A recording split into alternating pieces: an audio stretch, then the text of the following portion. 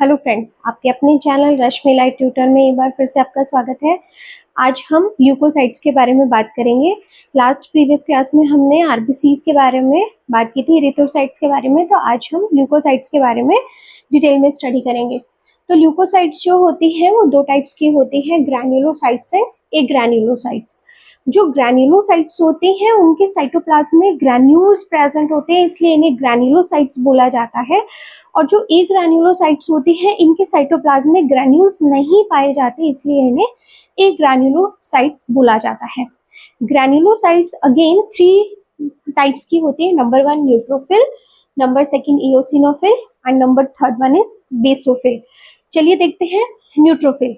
Neutrophil जो होता है वो ल्यूकोसाइट्स का 50 to 70% पार्ट बनाता है। इसका ये जो है 3000 to 6000 काउंटिंग की बात करें, अगर अपन पर क्यूबिक एमएम की यानी कि पर 100 ml की अगर हम बात करें तो उसके अंदर 3000 से 6000 पर क्यूबिक एमएम पाई जाती है। इसका जो साइज होता है 10 to 14 माइक्रोमीटर होता है।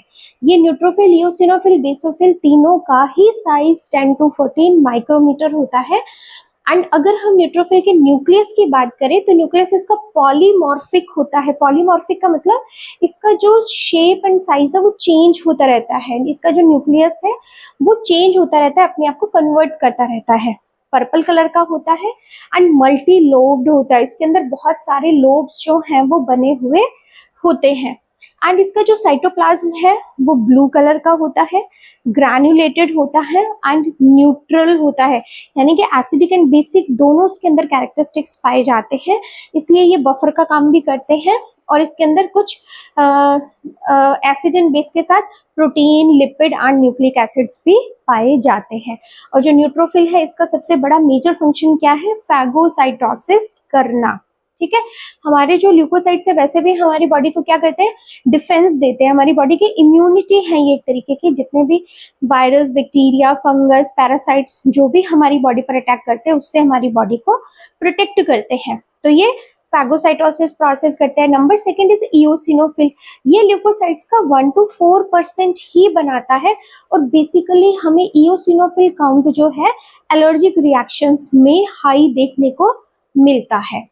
इसके अगर काउंटिंग की बात करें तो पर 100 ml ये 150 to 300 होती है एंड इसका साइज अगेन 10 to 14 माइक्रोमीटर होता है। न्यूक्लियस इसका पर्पल कलर का होता है, बाइलोब होता है। देखिए इस डायग्राम के अंदर ये बाइलोब, दो लोब्स है और ये दोनों लोब्स आपस में जो है वो क्रोमेटिन फाइबर्स के थ्रू जुड़ी हुई होती हैं। ये जो इओसिनोफिल है ये एसिडोफिलिक नेचर का होता है। एसिडोफिलिक दैट मींस जैसे न्यूट्रोफिल क्या थे? न्यूट्रल थे, क्योंकि उसमें एसिड और बेस दोनों कैरेक्टरिस्टिक्स थे। इओसिनोफिल एसिडिक नेचर का होता है, इसका साइटोप्लाज्म ग्रैन्युलेटेड होता है। अगेन ये भी क्या काम करता है?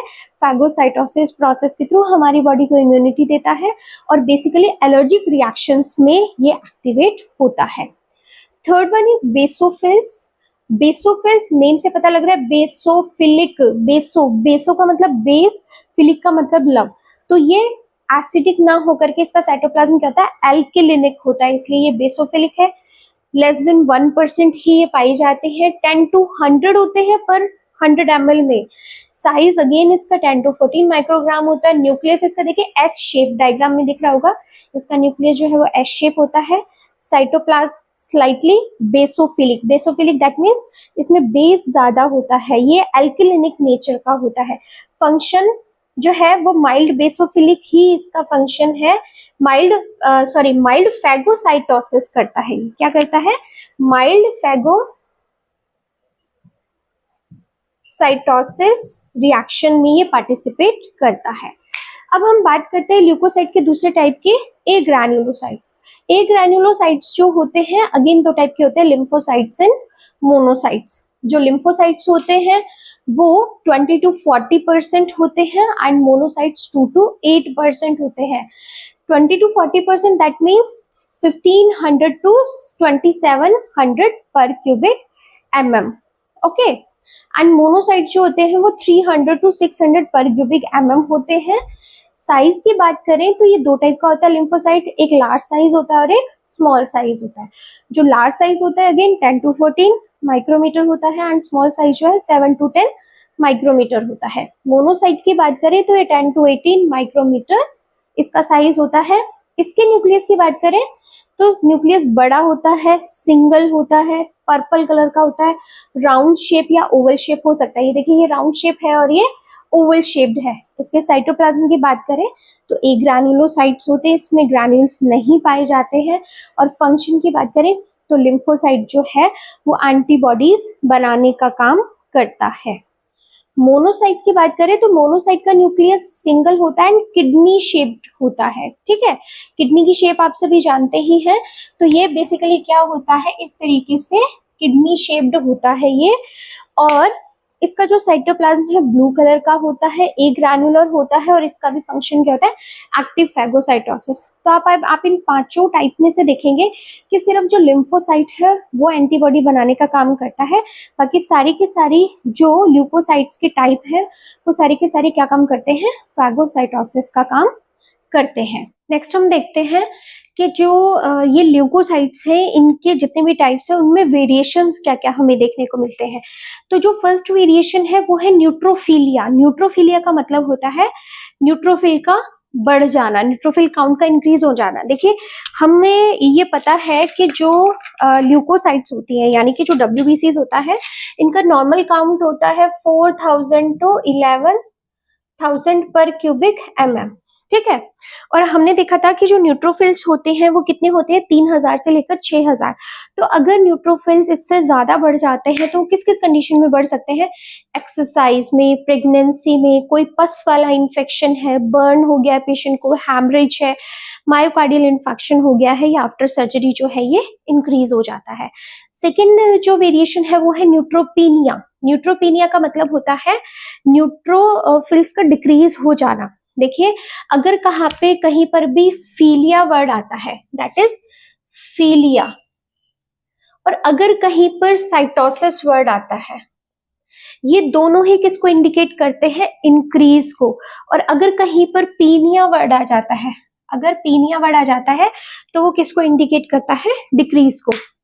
तो न्यूट्रोपीनिया के अंदर क्या होगा, जो न्यूट्रोफिल काउंट है वो डिक्रीज हो जाएगा। वो कब कब हो सकता है, अगर बच्चों में टाइफाइड फीवर होता है तो, या वायरल इन्फेक्शन में। सेकेंड हम बात करते हैं इयोसिनोफिल्स की। तो अगर इयोसिनोफिल्स जो है वो इंक्रीज हो, इयोसिनोफिलिया में इयोसिनोफिल्स इंक्रीज हो जाएंगे तो इयोसिनोफिल काउंट जो है वो एलर्जिक रिएक्शंस में, ब्रोंकियल अस्थमा में, parasitic infection and skin disease में इंक्रीज हो जाता है। इसके ऑपोजिट अगर कॉर्टिकोस्टेरॉइड्स का इंजेक्शन किसी को कंटिन्यूअसली चल रहे हैं तो इयोसिनोफिल काउंट क्या हो जाएगा, डिक्रीज हो जाएगा। Third one is basophil. Basophil में है basophilia. Basophilia that means increase basophil count. Basophil count chicken pox, small pox and TB में बढ़ जाता है। And basopenia that is decrease basophil. ये ग्लूकोकॉर्टिकॉइड ड्रग्स अगर किसी को चल रही है कंटिन्यूअसली तो उसकी वजह से बेसोफिल काउंट डिक्रीज हो सकता है। देन हम बात करते हैं लिम्फोसाइट की। तो लिम्फोसाइटोसिस अगर है किसी को दैट मीन्स लिम्फोसाइट काउंट बढ़ गया है, तो क्रॉनिक इन्फेक्शन और वायरल इन्फेक्शन में ये बढ़ता है और लिम्फोसाइट काउंट जो है HIV एड्स में कम हो जाता है। एंड मोनोसाइट्स जो है, मोनोसाइटोसिस डिक्रीज मोनोसाइट काउंट, ये TB एंड सिफिलिस में होता है। यानी कि ट्यूबरक्लोसिस के अंदर देखिए बेसोफिल एंड मोनोसाइट काउंट जो है वो बढ़ जाता है।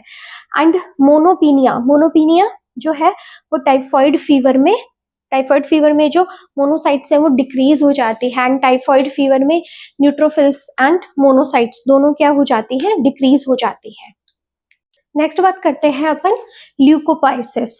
ल्यूकोपाइसिस का मतलब क्या होता है, फॉर्मेशन ऑफ WBCs या फॉर्मेशन ऑफ ल्यूकोसाइट। तो देखिए प्लूरिपोटेंट स्टेम सेल्स जिससे RBCs बनी थी उसी से WBCs बनेगी। तो प्लूरिपोटेंट स्टेम सेल से एक तरफ बनती है माइलोब्लास्ट। क्या बनती है, माइलोब्लास्ट बनते हैं। माइलोब्लास्ट प्रोग्रैन्युलोसाइट्स में कन्वर्ट होते हैं। माइलोब्लास्ट किस में कन्वर्ट होते हैं, प्रोग्रैन्युलोसाइट से। और progranulocyte again eosinophilic premyelocyte, basophilic premyelocyte and neutrophilic premyelocyte में कन्वर्ट हो जाते हैं। 3 तरह का वेरिएशन होता है यहाँ पर। तो जो इओसिनोफिलिक प्री माइलोसाइट है वो माइलोसाइट में कन्वर्ट होगा, माइलोसाइट मेटामाइलोसाइट में कन्वर्ट होगा और मेटामाइलोसाइट इओसिनोफिल में। सेम इसी प्रोसेस में जो बेसिफिलिक प्री माइलोसाइट्स है वो माइलोसाइट, मेटामाइलोसाइट एंड बेसोफिल में कन्वर्ट होगा। Likewise neutrophilic premyelocyte, myelocyte, metamyelocyte and neutrophils में कन्वर्ट होगा।